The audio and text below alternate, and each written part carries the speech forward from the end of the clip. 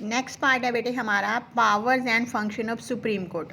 अभी हमने देखा था कि सुप्रीम कोर्ट के जज जो है वो कैसे अपॉइंट होते हैं, क्या उनका टेन्योर होता है, उनकी क्वालिफिकेशन क्या है, कैसे उनको जो है वो इम्पीचमेंट कैसे होती है उनकी सैलरी और अलाउंसेस क्या हैं। अब हम जो देख रहे हैं वो है power and function of the supreme court. Supreme court के पास कौन कौन सी पावर्स हैं। At the highest court of the country, the Supreme Court performs many important functions and exercise different types of jurisdictions such as original, appellate, advisory and supervisory jurisdictions. Jurisdictions होते हैं बेटे उनके अधिकार क्षेत्र कि सुप्रीम कोर्ट के अधिकार में कौन कौन सी जो है वो केसेस आते हैं। सबसे पहले मेन जो है वो है ओरिजिनल जुडिक्शन। ओरिजिनल से ही क्लियर हो गया ना कि जो सबसे पहले ओरिजिन हुआ, जिसकी उत्पत्ति ही फर्स्ट टाइम हुई है। जो केस पहले की ना तो डिस्ट्रिक्ट कोर्ट में गया ना ही वो हाई कोर्ट में गया, वो डायरेक्ट जो है वो कहाँ पर गया बेटे, वो केस सुप्रीम कोर्ट में। Original जुडिक्शन is exercise in cases which originate in the supreme court which means they can be heard in the supreme court for the first time. यानी कि फ़र्स्ट टाइम जिनकी जो सुनवाई हो रही है, हियर्ड हो रही है, वो कहाँ पर हो रही है, सुप्रीम कोर्ट में। सच केसेस इंक्लूडेड डिस्प्यूट, कौन कौन से केसेस होते हैं, disputes arising between the union and one और मोर स्टेट, जिसमें यूनियन गवर्नमेंट यानी कि सेंट्रल गवर्नमेंट और स्टेट, एक से ज़्यादा स्टेट्स के बीच में कोई डिस्प्यूट है।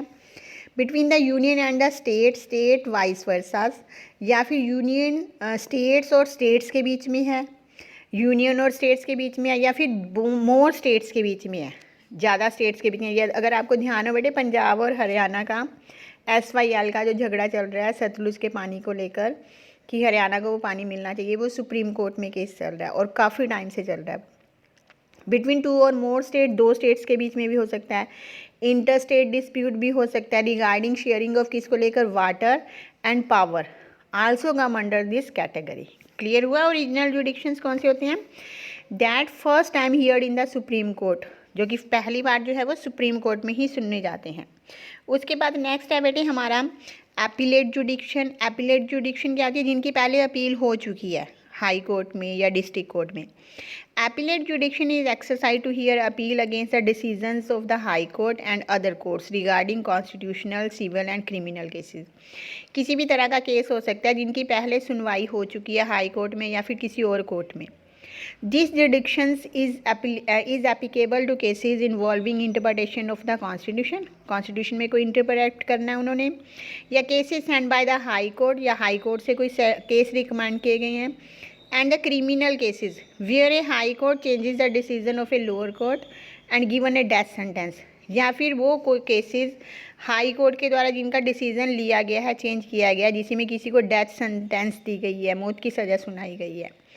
The Supreme Court can also review its own decision taken earlier। Supreme court इसके ऊपर, केस के ऊपर अपने विचार देगी अलग से और दोबारा जो है वो उसके ऊपर डिसीजन लिया जा सकता है। थर्ड है हमारा एडवाइजरी जुडिक्शन। एडवाइजरी क्या होता है, हमने देखा था ना, supreme court highest apex court है, ये क्या करती है, हाई कोर्ट को सुपरवाइज करती है और उसको डिस्ट्रिक्ट कोर्ट को सुपरवाइज करती है। तो ये क्या करती है, उनको एडवाइजरी भी दे सकती है। Advisory jurisdictions means covers constitutional issues on matter of public importance in the president of India desire to obtain the opinion of the Supreme Court। कहते हैं अगर कोई कॉन्स्टिट्यूशनल इशू को लेकर प्रेसिडेंट जो है वो सुप्रीम कोर्ट से ओपिनियन मांगते हैं तो उसमें सुप्रीम कोर्ट जो है वो प्रेसिडेंट को एडवाइस कर सकती है। Any such opinion given by the supreme court is not binding on president. अगर कोई सुप्रीम कोर्ट ने ओपिनियन दिया है तो प्रेसिडेंट बाइंड नहीं होते, उसको मानने के लिए मजबूर नहीं हो सकते। ये प्रेसिडेंट की मर्जी है कि वो उनको माने या ना माने। उसके बाद नेक्स्ट है बेटी हमारा सुपरवाइजरी जुडिक्शन। सुपरवाइजरी जुडिक्शन में क्या है, supervisory jurisdictions empower the supreme court to supervise the functioning of all the courts below it. जितनी उसके नीचे कोर्ट्स हैं, बता दें ना, high court, district court, subordinate courts, ये सारी जो हैं वो उनके द्वारा सुप्रीम कोर्ट के द्वारा सुपरवाइज होती हैं। नेक्स्ट है हमारा court of record. The supreme Court jurisdictions empower the Supreme Court functions as a court of record यानी कि हर एक उसका रिकॉर्ड रखते हैं केसेस का, under which the proceedings of the court are preserved, जिसमें सारी वही प्रिजर्व करके रखी जाती हैं जितनी भी प्रोसीडिंग्स होती हैं कोर्ट में. These records can be cited at precedents in future in all the courts in the country. कहते ये एक तरह का एग्जाम्पल बन जाता है कि उस जो थे वो उस केस में ये फ़ैसला लिया गया था कि हम इसको, अगर कहीं मान लो कोई बात चल रही हो उसमें उसके ऊपर कोर्ट फैसला ना ले सकती हो, तब ये जो कोर्ट ऑफ रिकॉर्ड को संभाल के रखा गया है तो इसको जो था वो एज ए एग्ज़ाम्पल पेश किया जा सकता है कि उस समय ये फ़ैसला लिया गया था. उस समय आगे नेक्स्ट है बेटे हमारा प्रोटेक्टर ऑफ फंडामेंटल राइट्स. कहते हैं ये सुप्रीम कोर्ट जो है वो फंडामेंटल राइट को प्रोटेक्ट करता है. अगर हमारे कोई कानून तोड़ता है, हमारे राइट्स को कोई वायलेट करने की कोशिश करता है, तो उसके अगेंस्ट हम सीधे सुप्रीम कोर्ट में जा सकते हैं. As protector of fundamental right the supreme Court may declare a law pass by the legislature null and void if it encroaches upon the fundamental rights of the people. Therefore our fundamental rights are secure in the hands of the Supreme Court. किसके हाथ में secure होते हैं वो? Supreme court के हाथ में. Guardian of next है बेटे हमारा, नेक्स्ट जो है वो गार्डियन ऑफ अवर कॉन्स्टिट्यूशन. हमारे कॉन्स्टिट्यूशन की गार्डियन यानी कि रक्षक है supreme court. The supreme court is the guardian of our constitution, so the court does not allow either the executive of the legislature to violate any provisions of the constitution.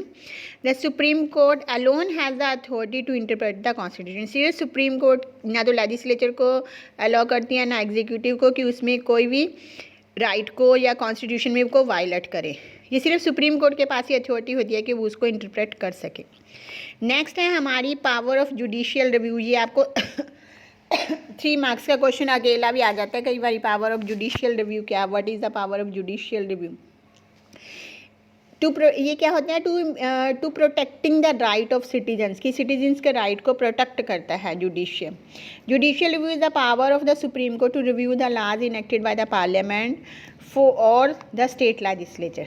कहते हैं ये क्या करता है? उस जो भी पार्लियामेंट के द्वारा कोई कानून बनाया गया, स्टेट लेजिस्लेचर के द्वारा कोई कानून बनाया गया है, तो उसको रिव्यू करता है to ascertain whether they are conformity with the provisions of the constitution और नॉट.